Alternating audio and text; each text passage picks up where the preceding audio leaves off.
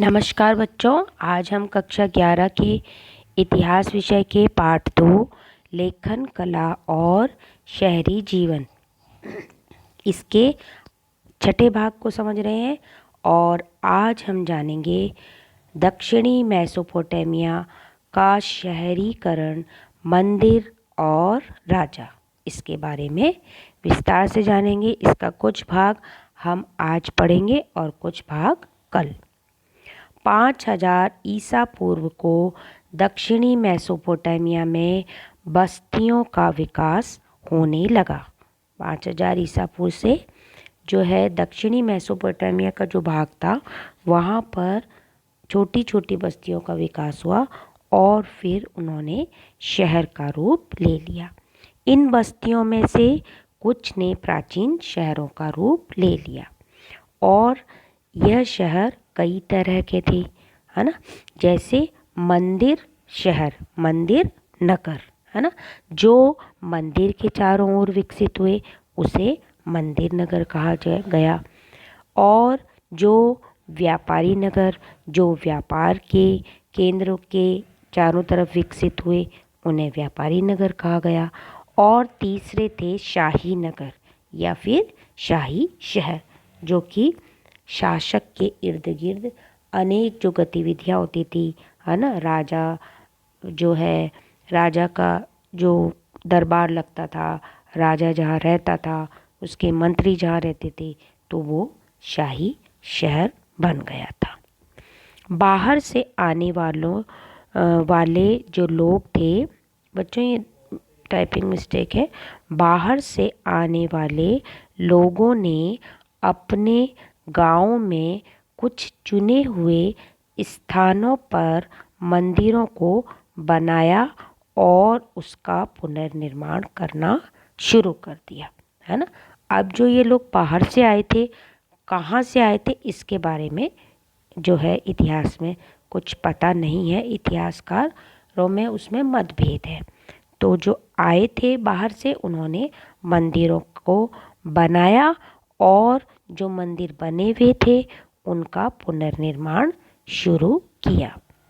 सबसे पहला ज्ञात मंदिर एक छोटा देवालय था, जो कि सबसे प्राचीन इतिहासकार मानते हैं, जो कच्ची ईंटों से बना हुआ था। मंदिर विभिन्न प्रकार के देवी देवताओं के निवास स्थान थे, जैसे कि उर, है ना। उर एक नगर भी था वहाँ। और उर जो कि चंद्र देवता था, है ना। चंद्र देवता को जो है उर कहते थे, है ना। बच्चों ये देवता है, ठीक है, चंद्र देवता, है ना। ये वह इसमें नहीं है, टाइपिंग मिस्टेक है। तो चंद्र देवता था। और इन्नाना, है ना, यह युद्ध और प्रेम की देवी थी। तो उर कौन थे? उर चंद्र देवता थे और इन्नाना प्रेम और युद्ध की देवी थी। यह मंदिर ईंटों से बनाए जाते थे। जो भी मंदिर बने वहाँ मिले हैं वो ईंटों से बनाए जाते थे और समय के साथ बड़े होते रहते थे। मतलब कि पहले मंदिर छोटा होता था और धीरे धीरे लोग उसके चारों तरफ जो है कमरे बना देते थे और इसका जो क्षेत्रफल है उसका विस्तार इस प्रकार हो जाता था, है ना। और मंदिर भी किसी देवता का घर ही होते थे। तो इस प्रकार मंदिर भी घर ही थे, लेकिन मंदिर और जो घर थे उनकी बनावट में कुछ अंतर था। क्या था कि मंदिर की बाहरी दीवारें कुछ खास अंतराल के बाद भीतर और बाहर की ओर मुड़ी हुई होती थी। वहीं यही जो है मंदिर की विशेषता थी। साधारण घरों की दीवारों में ऐसा नहीं होता था। तो यह अंतर था। आगे बच्चों, देवता पूजा का केंद्र बिंदु होते थे। लोग देवी देवता के लिए अन्न, दही, मछली लाते थे, है ना, उन पर अर्पित करने के लिए। कुछ मंदिरों की फर्शों पर मछली की हड्डियों की परतें जमी हुई मिली हैं, है ना। तो इसीलिए पता चलता है कि शायद वे देवता को मछली भी अर्पित करते होंगे। आराध्य जो देव थे वे सैद्धांतिक रूप से खेतों, मत्स्य क्षेत्रों और स्थानीय लोगों के पशुधन का स्वामी माना जाता था, है ना।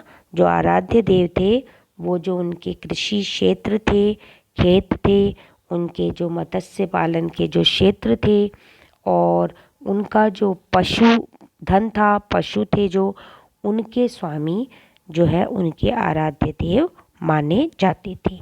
समय आने पर उपज को उत्पादित वस्तुओं में बदलने की प्रक्रिया जो है, जैसे तेल निकालना, अनाज पीसना, काटना, है ना, सूत काटना मतलब, और ऊनी कपड़ों को बुनना, यहीं की जाती थी। कहाँ? मंदिरों में, है ना। और घर परिवार से ऊपर के स्तर के व्यवस्थापक, व्यापारियों के नियोक्ता, अन्न, हल जोतने वाले पशुओं, रोटी, जौ की शराब, मछली आदि के आवंटन और वितरण के लिखित अभिलेखों के पालक के रूप में मंदिर ने धीरे धीरे अपने क्रियाकलाप बढ़ा लिए। तो ये सभी कार्य जो थे वो मंदिर में होते थे, है ना, मंदिर में ही ये सारी एक्टिविटी होती थी। तो और मुख्य जो शहरी संस्था का इस तरह रूप इन मंदिरों ने ले लिया था, क्योंकि सभी कार्य मंदिर के इर्द गिर्द होते थे। लेकिन अन्य दूसरे कारक भी इस व्यवस्था में विद्यमान थे। कौन? वो जानते हैं हम। जब किसी क्षेत्र में लंबे समय तक लड़ाई चलती थी तो जो मुखिया लड़ाई जीतते थे वह अपने साथियों को जो लूट का माल था उसको बांटकर उनको खुश कर देते थे, और जो हारा हुआ समूह होता था उनको वो बंदी बना लेते थे और अपने साथ ले जाते थे, और फिर उनको चौकीदार बना देते थे, उनको अपना नौकर बना देते थे। इस प्रकार वे अपने प्रभाव और अनुयायियों की संख्या बढ़ा देते थे। किंतु युद्ध में विजयी होने वाले एक नेता, यह नेता स्थायी रूप से समुदाय के मुखिया नहीं होते थे, है ना। समुदाय के जो ये मुखिया है वो स्थायी रूप से नहीं होते थे, है ना। आज अगर एक मुखिया है तो कल को जो है कोई दूसरा मुखिया होता था। क्यों? क्योंकि वे अपने अपने क्षेत्रों को जीतते और हारते रहते थे। लेकिन बाद में एक ऐसा समय आया जब इन नेताओं ने समुदाय के कल्याण पर अधिक ध्यान देना शुरू कर दिया। तो पहले तो वे अपने इन क्षेत्रों को जीतते थे, फिर हार जाते थे, फिर अगला क्षेत्र जीतते थे, हारते थे।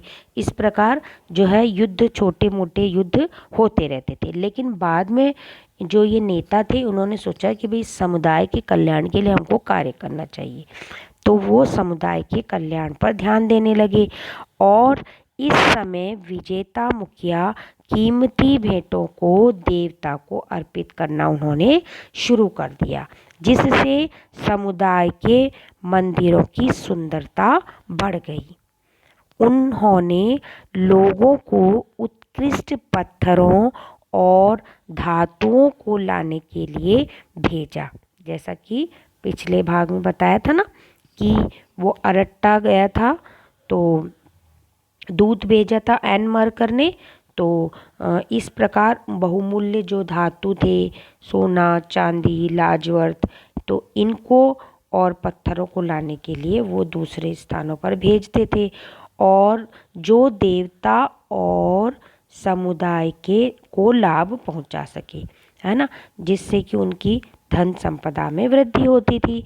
मंदिर की धन संपदा के वितरण का और मंदिरों में आने जाने वाली वस्तुओं का हिसाब किताब रख कर प्रभावी तरीके से उसका संचालन किया जा सकर मतलब संचालन कर सकें। तो इस प्रकार जो है मंदिरों की सजावट, मंदिरों के जो है देख रेख, वहाँ की व्यापारिक व्यवस्था, इसको इसका लिखित भी जो है दस्तावेज रखा जाता था और लोगों को इससे क्या है रोजगार मिलता था। सबसे बड़ी बात तो रोजगार मिलता था, तो जन कल्याण का कार्य होता ही था, है ना। पत्थर आते थे, धातुएं आती थी, तो उनको जो बनाने के लिए कारीगर नियुक्त होते थे, तो बड़े पैमाने पर जो है यह कार्य संपन्न होता था। तो इससे लोगों को रोजगार मिलता था, रोजगार मिलता था तो उनको आय में वृद्धि होती थी, आय में वृद्धि होती थी और वे फिर संपन्न बन जाते थे। तो जैसा कि एन मरकर से जुड़ी कविताएं व्यक्त करती हैं कि इस व्यवस्था ने राजा को ऊंचा स्थान दिलाया और समुदाय पर उसका पूर्ण नियंत्रण स्थापित किया। तो इस प्रकार राजा ने संपूर्ण नियंत्रण यहाँ पर स्थापित कर लिया धीरे धीरे। तो इस प्रकार उन्होंने समाज कल्याण का कार्य किए थे। आगे गृह कार्य देख लेते हैं। आज का गृह कार्य है कि आज जो मैंने पढ़ाया आपको भाग, उसके आपको एक्स्ट्रा क्वेश्चन बनाने हैं और इसी जो आज का भाग पढ़ा है हमने, इसका जो शेष भाग है वो हम कल पढ़ेंगे। तो आज का भाग बच्चों समाप्त होता है। अगले भाग में फिर मिलेंगे। धन्यवाद।